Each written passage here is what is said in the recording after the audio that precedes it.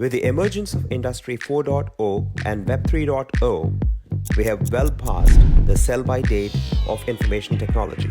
The new emerging economy is a value-based one, shifting from supply to demand-driven. Let us examine Industry 4.0 first.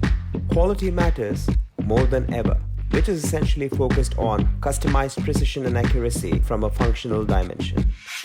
Cost as a function of economic utility, delivery as an important function of the passage of a customer's and consumer's lifetime. Service is a function of empathy, addressing the customer and consumer's emotion.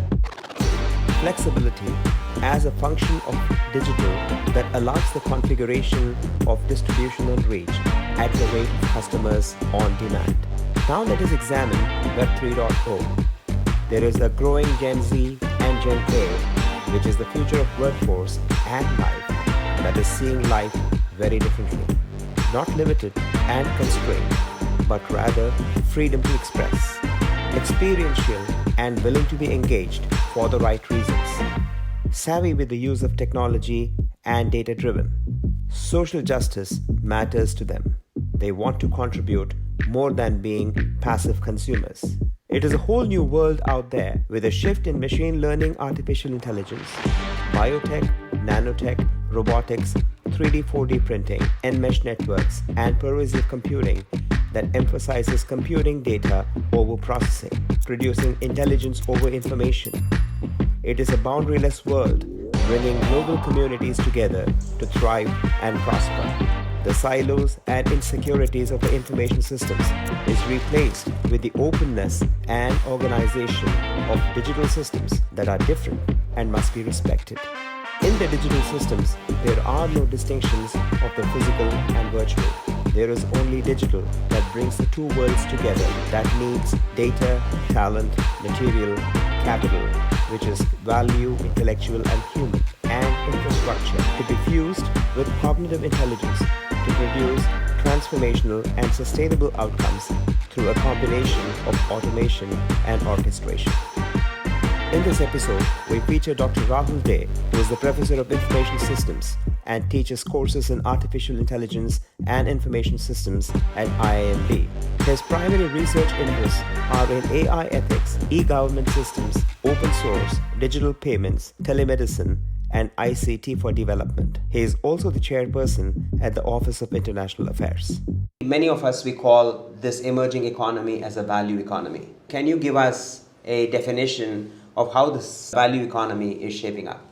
I have been teaching information systems here, MIS as we call it, and now in a big way I teach artificial intelligence applications, and there is a lot of interest in that subject today. So the concept of value has, is understood in economics as something that obtains from certain activities, if I may put it in very broad terms. So the value from, say, agriculture is, we get food grains to eat, and we also provide a living, a livelihood to people. I feel that when you say we are moving to a value economy, I will slightly disagree. We have always been looking at that. It is a definition of value that you put in place. I'm very heavily influenced by Schumacher's thinking on this, so I will put that forward now. Of course, there are many other authors we can look at. Schumacher's understanding of value was not to extract, but to build communities. So today we are looking at all these digital technologies that are coming in that are certainly shaping what I would have put in Schumacher's views as our ability to work in this world, to live meaningful lives, and to also have meaningful value that comes from this work. So are we moving towards the value economy? I would say we were always there. Our notions of what constitutes value are now being challenged. and we have to recognize that and deal with it. In all my classes, whatever I teach, I've been teaching information systems, AI, and other things also. I emphasize that this whole massive force of automation, whose nature is changing very slowly, has to keep us in sync with our own values, the human values that drive us. So we shouldn't lose out on that, and that is a key underlying motive that I keep, even when I'm talking about things like neural nets and deep learning and all that. Underlying, you have to keep that in mind. But I can elaborate on that as we go along. The essence of value is basically represented in 5 dimensions for any one of us. It is basically quality, cost, delivery, service, and today with the introduction of digital or online, the flexibility. We have not been able to see these 5 dimensions of value being delivered mutually inclusively for a number of reasons. However, digital makes that possible today. As a qualification, you're looking more on the consumption side of value. So you're looking at, sure, buying a motorcycle. I just recently bought a car, and I had to wait many months to receive it, even though I booked it many months ago. So I was inconvenienced, but I understood it as there are some problems with the supply chain. It is more on the consumption side, and there digital will change things dramatically. There I agree with you. It already has. I mean, from most things we don't have to reach out to and go to a store and so on. It comes pretty much. I'm confident now that anything I want, I can pretty much get it, which I wasn't 10 years ago. So I wasn't sure I can get that. That's the consumption side. I would also want to emphasize, if you may want to put it in those terms, the production side and the living side. Why do we make these cars and phones and all these devices and gadgets? You put a put a word to it. Is the quality of life improving? And that is questionable. Is my smartphone so smart that it's making my life easier? Maybe not. Is my new car so good that it's making my life easier? Maybe a little bit, but not that by so much more. All the services which are now digitally enabled, which are, the government of India is pushing them heavily. I see them in other countries also. They make some things easier, but they also make some things harder. It's step by step. It's easier to open a bank account today, but that is if you have the various support facilities already in place. You have your Aadhaar card and so on, and it is correctly connected to your phone number, and it is actually, the server is working. Otherwise, there's big trouble. It won't go away so easily, and I suspect it will stay in various ways. So, if you see the consumption side, I kind of agree with you. Yes, things are improving. There are also some things are kind of changing. I won't say they're getting worse, but some things are changing in different ways. I would also like to focus on the if you want to put it, the production side, our sides. Why do we go and work? Why do we do what we are doing? Many of us in Bangalore, for instance, make this technology. In some way or the other, we are contributing. You yourself have made technology. Is that a meaningful life? Are we drawing value from it in that sense that I did something good? And that for me is an equally important question. Consumption is one end of the spectrum and creation the other. Yes. So when I talked about digital and its connectivity, I talked about actually this entire spectrum of creation to connection. So let me take the example you started with, which is agriculture. Digital allows you, if you allow this farmer to understand that the data that they create, the way in which they farm, the way in which they can create nutrients in the soil without eroding the water content in it. If they can find ways and means in which alternative farming methods can produce better quality, a function that relates to nutrients without compromising the need for producing en masse. And then, of course, be able to get an equitable income for it. See, I'll take the first part. For decades now, our leaders, including our previous Prime Minister, who was an economist, kept saying this repeatedly, that agriculture doesn't pay back. Right. It's uneconomic.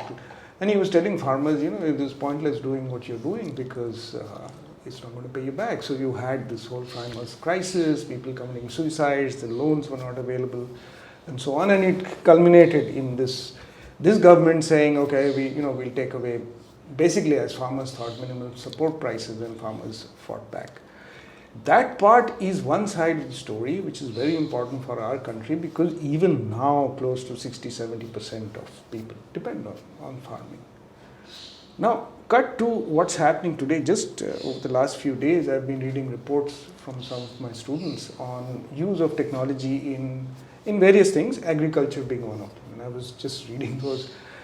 So where are they using AI in agriculture? That's one of the things. They're looking at, you look at the whole field and you determine, does one side of the field, is it drier than the other side? Does it need more moisture?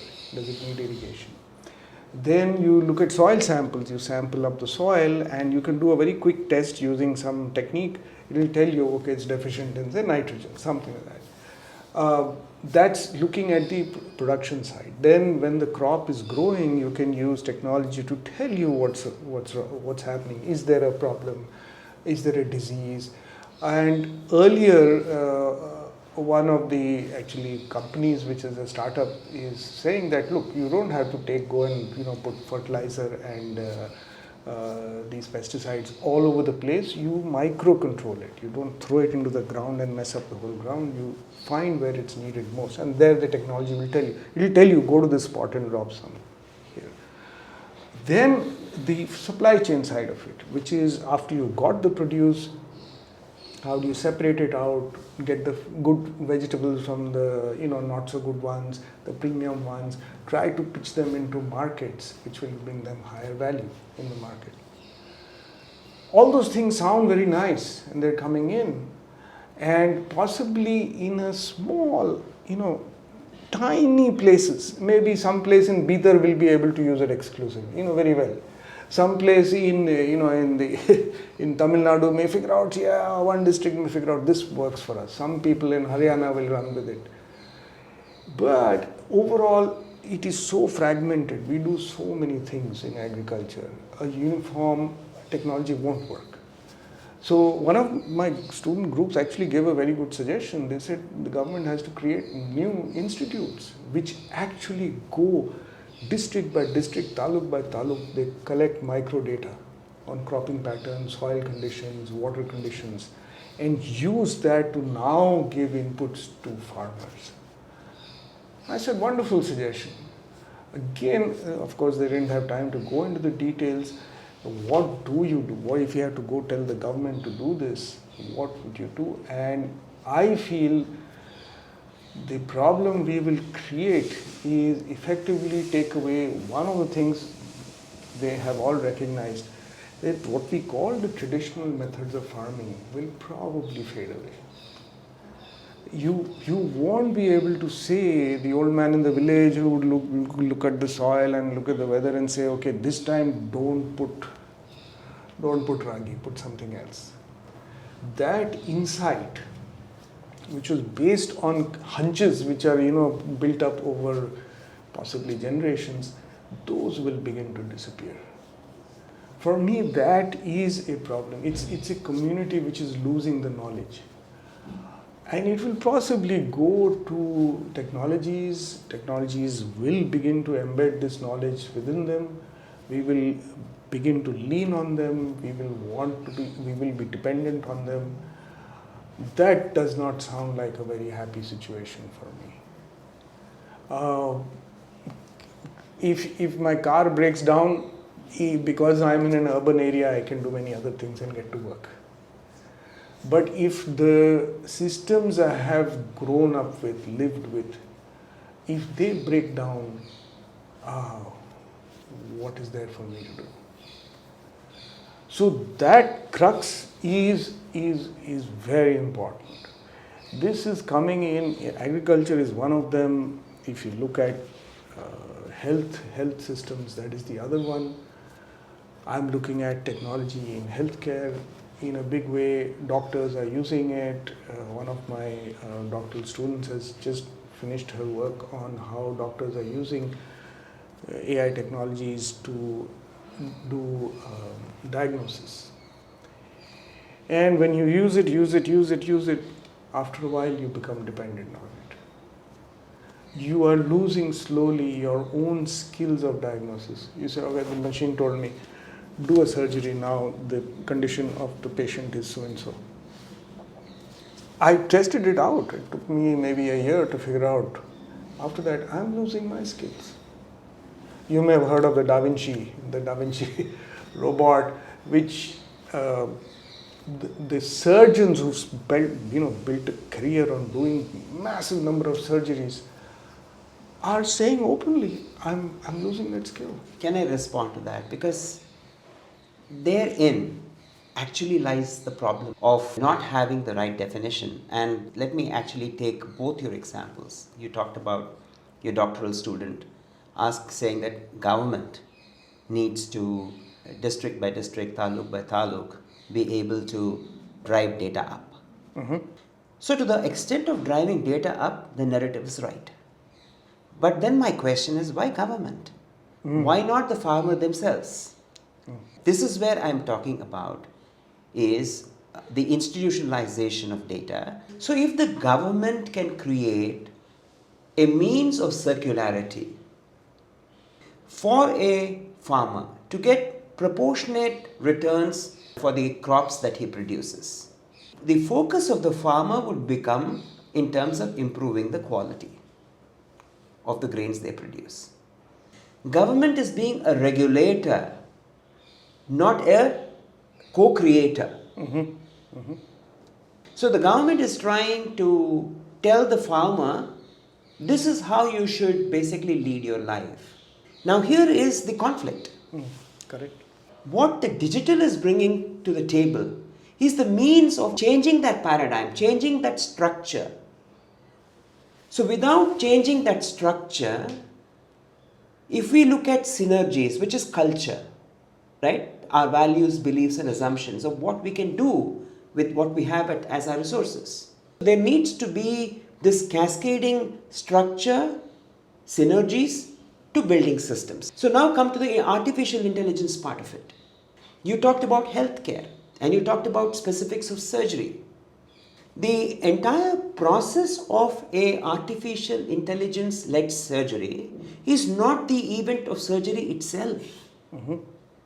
It is basically how one prepares for the surgery, how one assembles the necessary data, talent, materials, the capital, which is basically innovation, and the infrastructure. And when you try and fuse these five together, there is no need for a hospital. You can conduct a surgery right in front of your house in a surgical van. That perhaps will be far more conformist to standard operational procedures than what we actually find in many hospitals today. Anywhere in the world, not just India. Very good point. I fully agree. Absolutely. So I think the question that looms large in front of us is again, this thing called artificial intelligence, the way it is employed today and in information systems is actually a automated procedure and which fundamentally is wrong, because you should not take away the human skills of overriding technology, which is basically the emotional intelligence part of it. Yes, absolutely. The surgeon not only does the surgery, he prepares the patient, he prepares the family, he gives them the insights, he brings the whole team together. Exactly. That is so critical, bringing the right team. The team together, nurses, the supporting staff, the people who. And materials. Today, the conventional gauze can be converted into a nanomaterial, which might heal faster. Now, if these are not taken into consideration, which is not taken into consideration in the modern artificial intelligence applications, Yeah. then it is meaningless. So, therefore, what's needed is moving that needle from automation to orchestration. And that is a promise of digital. Yes, in the limit, in the limit, when we are there, but we have many hurdles to cross to go there. Basically, look at something we call the digital divide here, and I've done quite a bit of work on that. The digital divide cuts across our society. It's huge.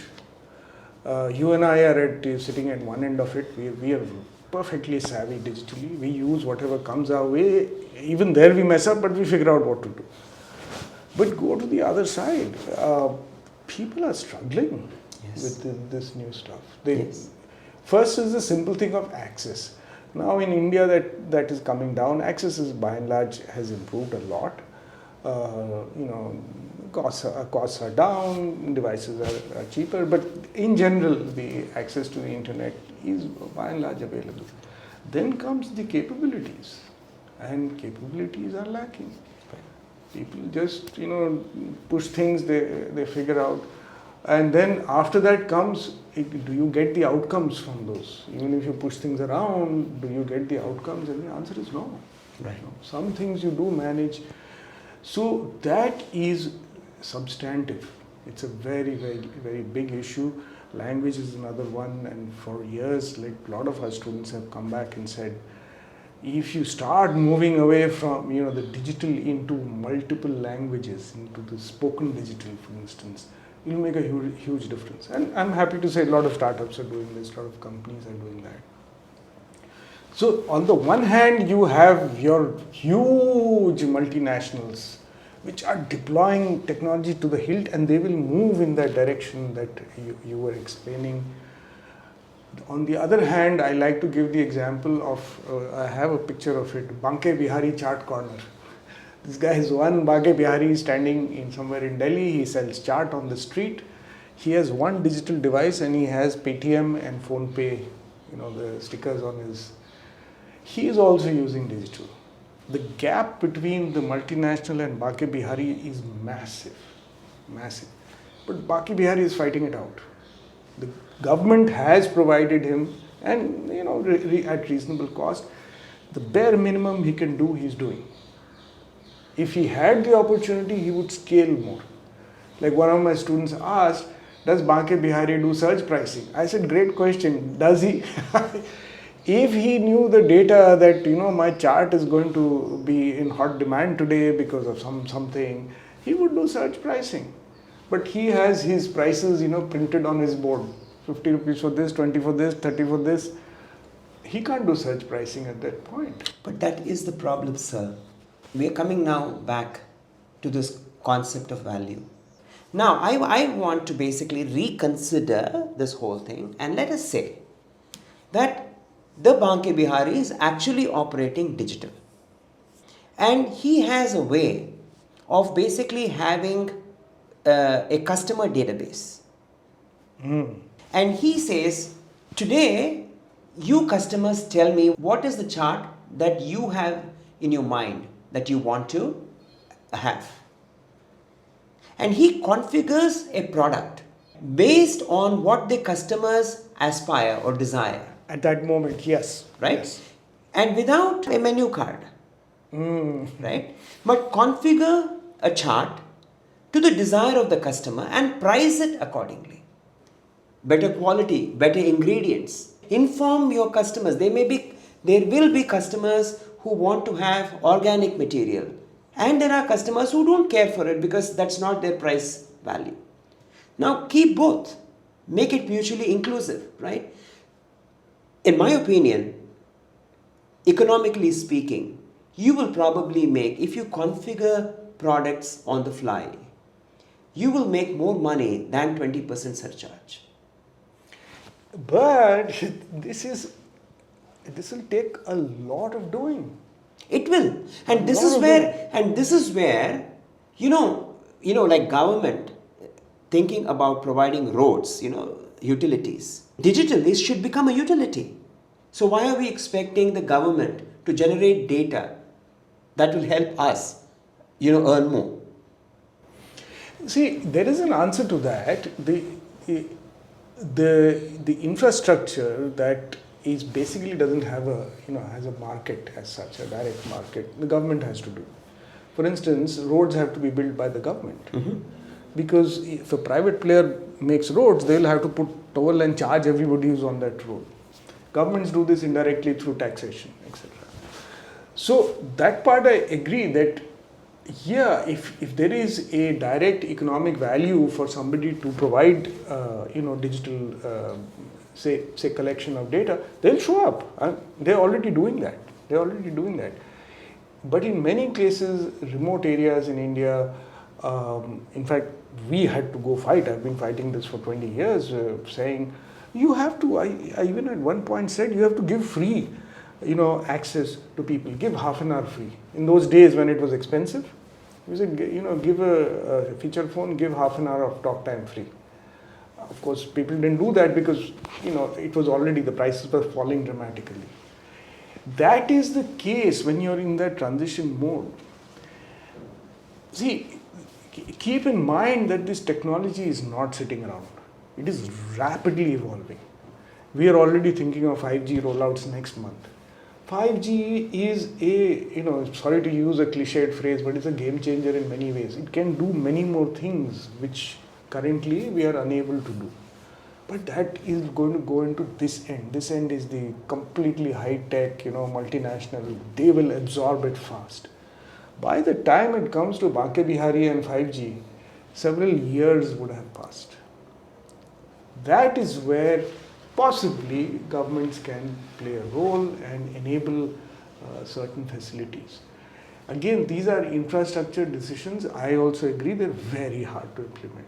We have come from a very conventional thinking of what jobs should be, of what entrepreneurship should be, of what entrepreneurship should be, right? And we continue to perpetuate that despite making humongous amounts of investments, and putting the money in the wrong pot. The idea of infrastructure must change. Yes.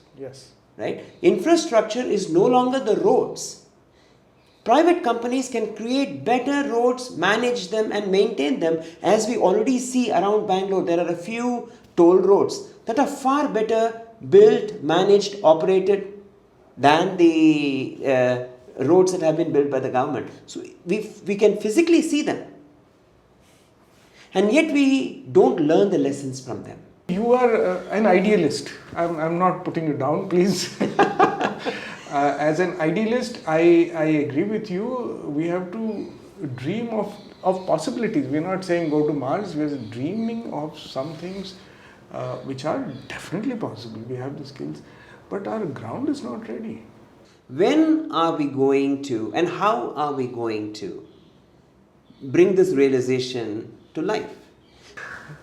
True. I see your point. I recall a lady who had come here a few years back, and she was talking about these basically hash codes. I'll call them hash codes. Technically, they're hash codes, but saying, look, why does the government of India spend so much time and effort building an Aadhaar card? This can be done trivially by you on your phone in 1 second. All of us can generate our own Aadhaar numbers.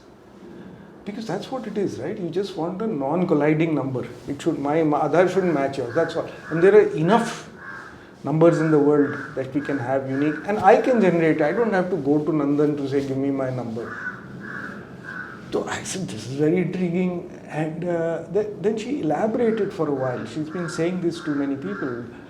She's saying, there is absolutely, and this is exactly what you're saying also. Today, there is no need for it. So I need the Banke Bihari to become data driven. I want him to be able to spend, if he is spending let's say 8 hours in a day selling pani puri, selling bhel, or selling whatever he sells, right? I want him to be able to think that, he can still make that money, Yeah.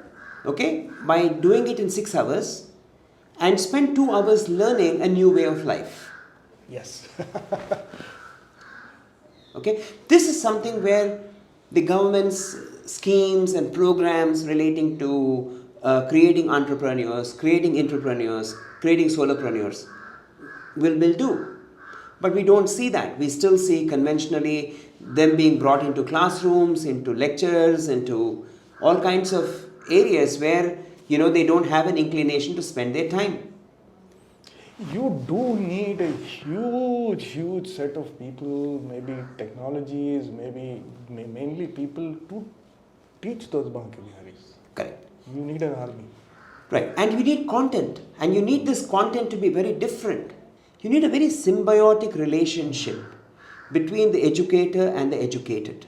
Yes. It is no longer a discrete event. Right? Yes, You just it is cannot go continuous, into a yes. classroom of, in India, I think, I don't know your classroom strength, maybe 60, 75, 60, 75, right? So a typical class strength of 75 will probably have 15 who are excellent, 40 who are medium in the way in their rate of learning, their interest in the subject matter, all matters. And if today, for example, we turned around and we said, okay, the educator also has to be graded. Which we are being graded, yes. Right? Then what happens is your grading would be based on how the content you have produced is consumed and then ingested, and then essentially, like our body gets nutrition out of that ingestion, is acted upon in society for a greater cause. The point of measurement is not simply consumption. It moves right down to basically the nutrition, the growth, which is where we are coming from. So the value that we create has to be commensurate to the growth. This is very hard. This is we struggle with it. See, I feel it is easier if you're able to deliver something which Banke Bihari can absorb fast. Because Banke Bihari will see the value in 10 minutes. He'll see this is going to help me. He will absorb it. It's very difficult to measure learning outcomes. We've been struggling with it. I think in general, what happens is there is a huge lag. So when we convey this to our students, some of it absorb it quickly and saying, okay, my first job I'll need this, so I'll learn it up very well. But actually, it's just MBA education, it's not your first job. What we are talking to you about is your whole career. You're going to build it up. And of course, you'll have to do further learning. So it's very hard to kind of press in and say, what I taught you in this course, this term, was it useful? One is to ask them, and then is to measure, did it pan out? It's very hard. Which is where I'm coming back to is if the entire education system is connected to the concept of the pursuit of excellence. In every function, we move through the scale. Innocence is where a topic is introduced. And then you basically create a certain awareness of it. When you create awareness, depending upon your interest on that topic, you build an understanding. You do not build an understanding unless and until you are interested in that topic.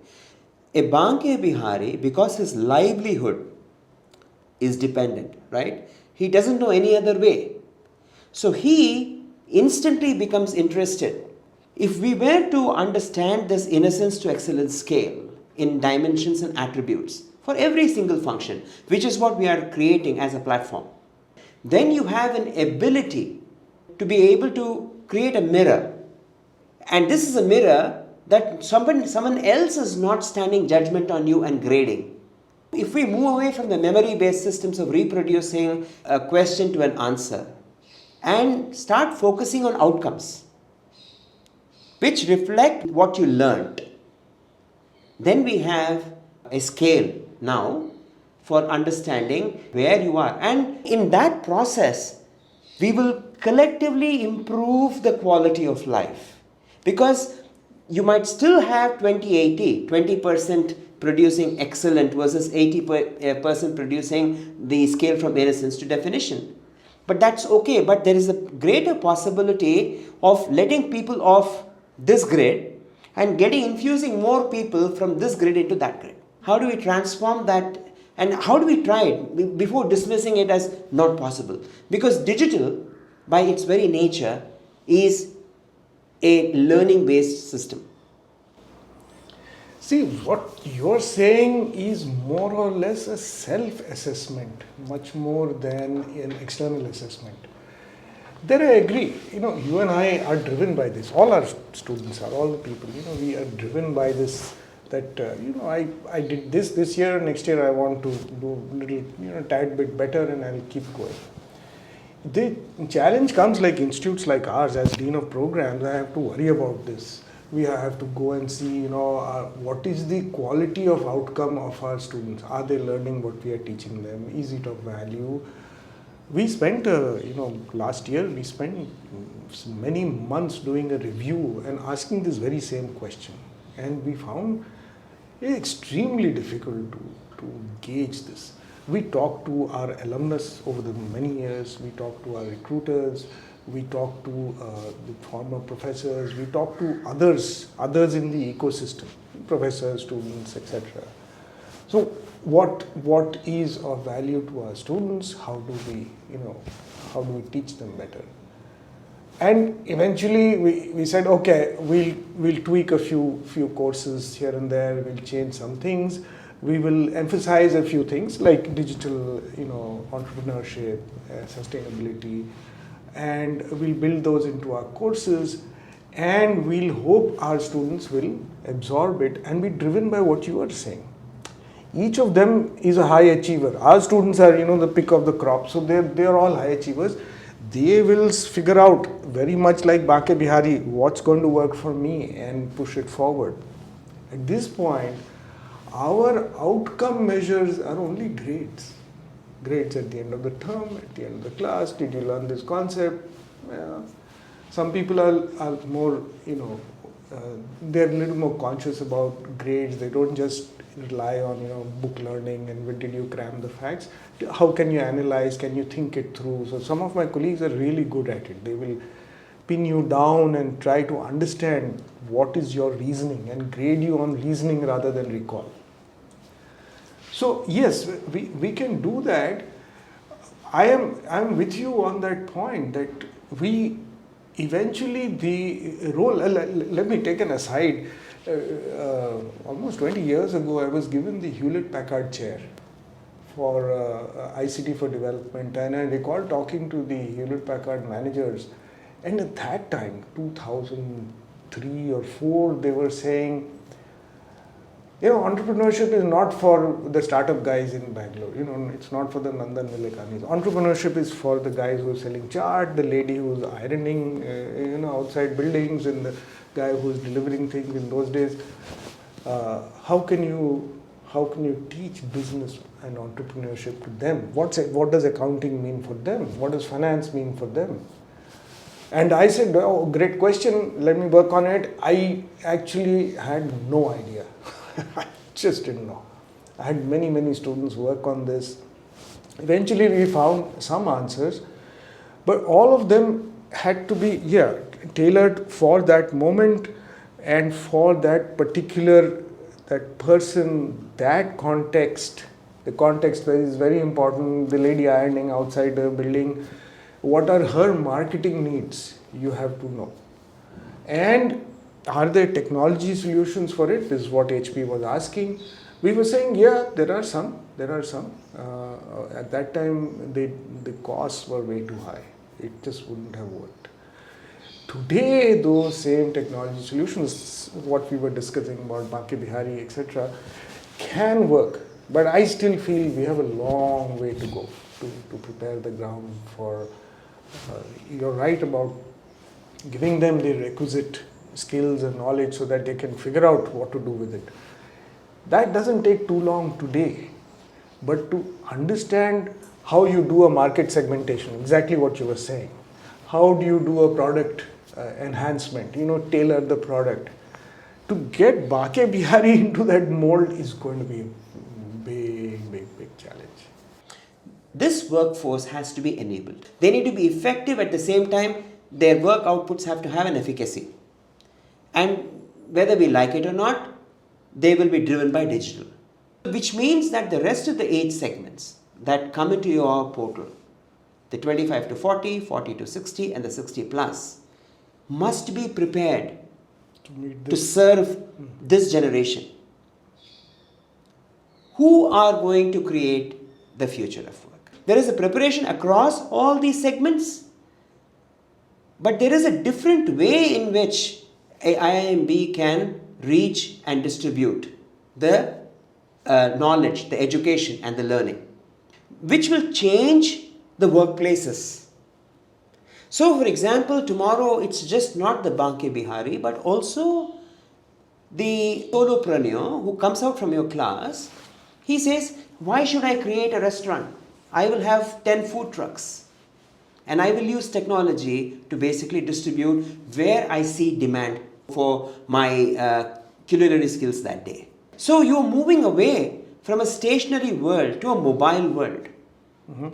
A doctor who comes in and occupies the chairs of IIMB to learn how to practice better will understand that I need to think about life, learning and living before I can think about disease, decay and death. Today we are talking about accuracy a lot more in medicine, because up to this point, from consultation to investigation to analysis to diagnosis, there is today a repetitive pray and pray.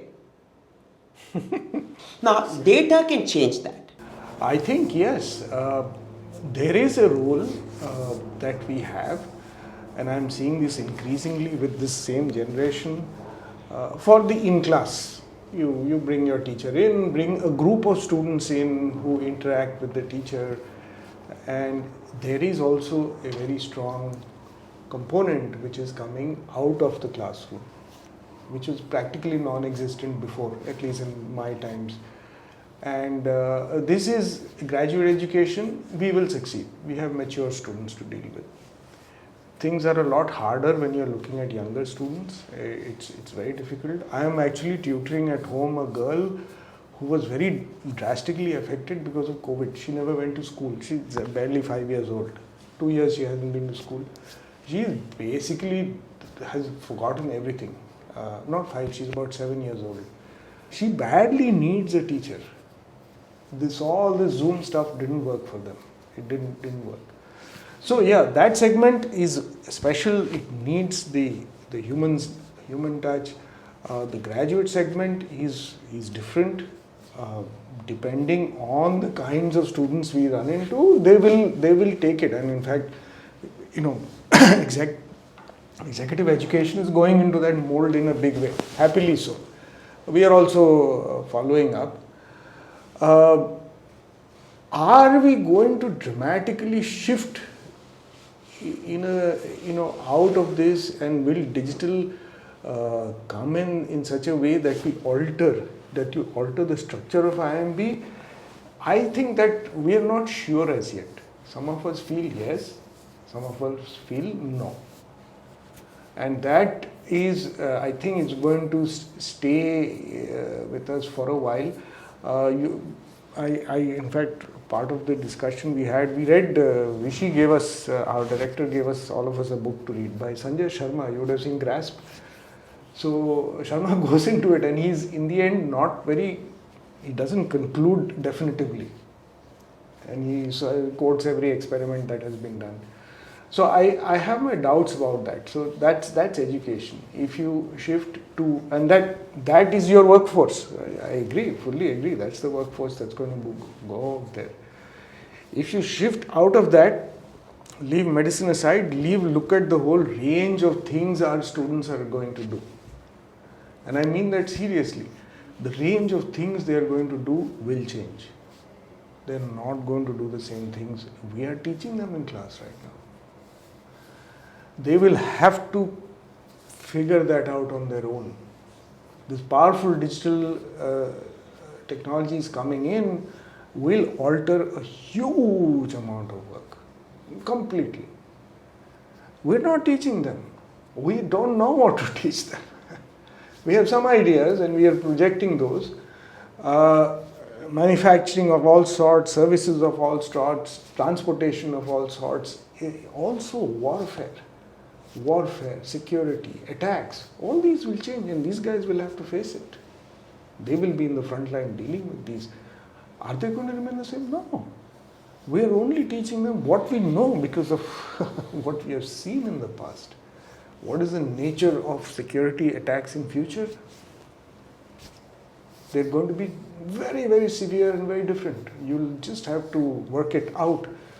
Will you have the skills to work it out, to battle it out, to adapt? I feel partly yes, partly you'll have to learn. Some things we will tell you, others you'll just have to figure it out on the spot. It's not going to be the same. Transportation is so dramatically changing. It's already changing in India. USA and other countries, it's shifting. Give it 10 years, it will shift. What will you do with it? Your question was very valid. Will the Baki Behari say, I'll stand in my corner and sell chaat, or am I going to be the guy who has a cloud kitchen, as they say? Yeah. I'm the cloud chaat guy. Right. Baki Behari will work it out. These other guys will work it out too. So I feel at this point we can build some basics, but we cannot tell you what that future is going to be. What day-to-day decisions will you have to take? We cannot tell you that. Earlier I could have. I have a textbook on MIS. I could have told you have to do this. These are the 10 things you have to do when you are selecting a vendor. What do you mean by a vendor today? That whole story has changed. That is are going to be our defining criteria. Professor, thank you so much. Thank you. Hey friends, I'm Siddharth Patel filling in for this episode's monologue as Subbu Iyer is traveling. Information and digital systems are not one and the same. The former relied on processing data while the latter relies on computing data in real time.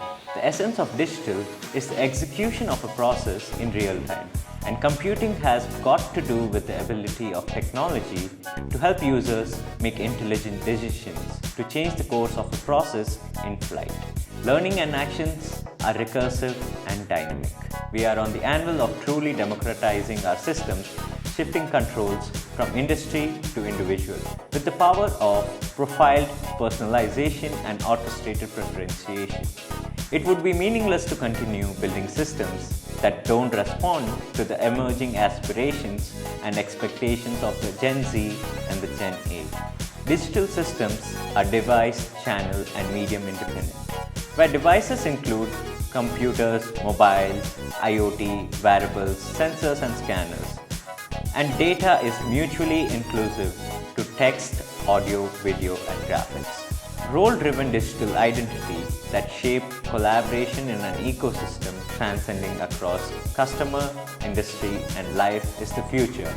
And the journey has already begun in that direction.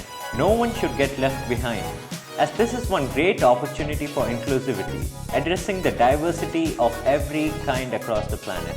Thank you for being a part of this episode. Please do participate with your feedback and perspectives. Write to fow@giggr.app. If you haven't subscribed yet, please pick a platform of your choice. We look forward to seeing you. #Tuesdays at 5.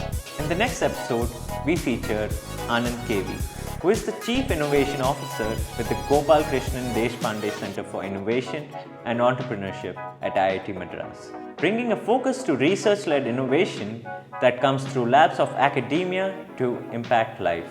Until then, stay safe and get into the spirit of holiday season. Cheers.